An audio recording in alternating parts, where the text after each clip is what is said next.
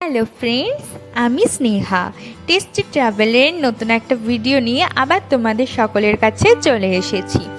আশা করি তোমরা সকলে খুব ভালো এবং সুস্থ আছো। আজকে আমি তোমাদের সাথে শেয়ার করব খুব পুরনো দিনের একটা পিঠের রেসিপি। এই পিঠেটার নাম হলো কলা পাতায় তালের ছ্যাঁকা পিঠে। তাহলে চলো পিঠেটা আমি কি করে বানালাম সেটা দেখা যাক।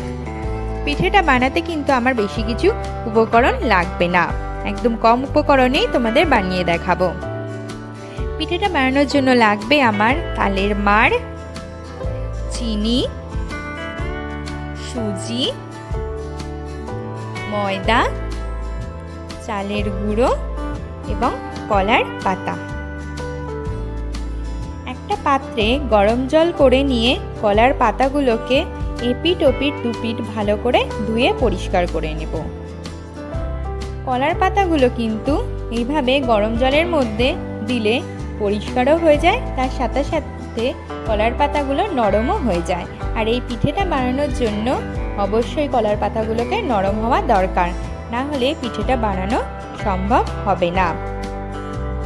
ধুয়ে কলার পাতাগুলোকে এইভাবে জলের মধ্যে 1 থেকে 2 মিনিট ভালো করে রেখে দেব, তাহলে খুব ভালো করে কলা পাতাগুলো নরম হয়ে যাবে। তারপর একটা ঝুড়িতে কলা পাতাগুলোকে ভালো করে সাজিয়ে জল ঝরাতে রেখে দেব। এবার আমি একটা পাত্রে ময়দা, তালের মাড়, সুজি, চালের গুঁড়ো, চিনি দিয়ে খুব ভালো করে তালের মাড়টাকে আঠার মতো করে মেখে নেব। তালের মাড়টা কিন্তু নরম করে মাখলে হবে না, তাহলে পিঠেটা বানানোর সময় কলার পাতার মধ্যে দিলে বেরিয়ে আসবে। সেই জন্য আঠালো করে মাড়টাকে রেডি করতে হবে।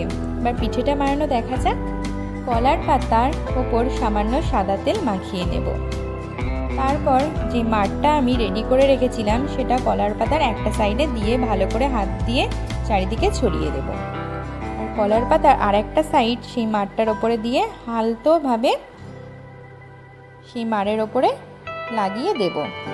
আর একদম হালকা হাতে বেলুনির সাহায্যে সামান্য একটু বেলে নেব, তাহলে তালের মাড়টা কলার পাতার চারিদিকে ছড়িয়ে যাবে আর পাতলাও হয়ে যাবে।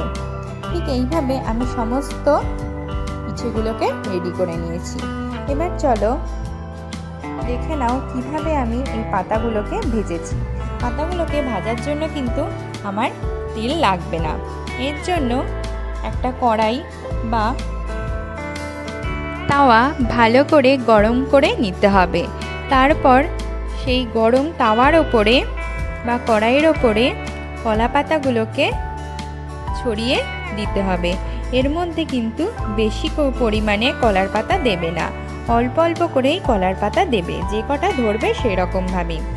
ঠিক এইভাবে কলার পাতাগুলোকে এপিট ওপিট লাল লাল করে পুড়িয়ে ভেজে নেবে।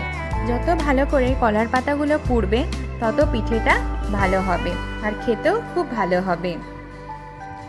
ঠিক এইভাবেই আমি সমস্ত পিঠেগুলোকে এবার ভেজে নেব।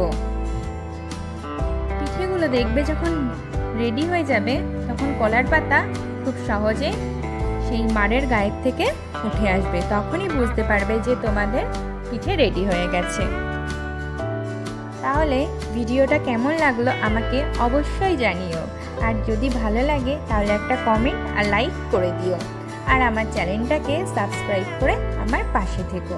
আর তোমরা কিন্তু অবশ্যই একদিন পিঠেটা বানিয়ে দেখো বাড়িতে, আর কেমন হয়েছে আমাকে জানিও। খুব তাড়াতাড়ি তোমাদের জন্য আবার একটা নতুন ভিডিও নিয়ে আসবো। ওকে, তাহলে আজকে এই অবধিই থাকুক।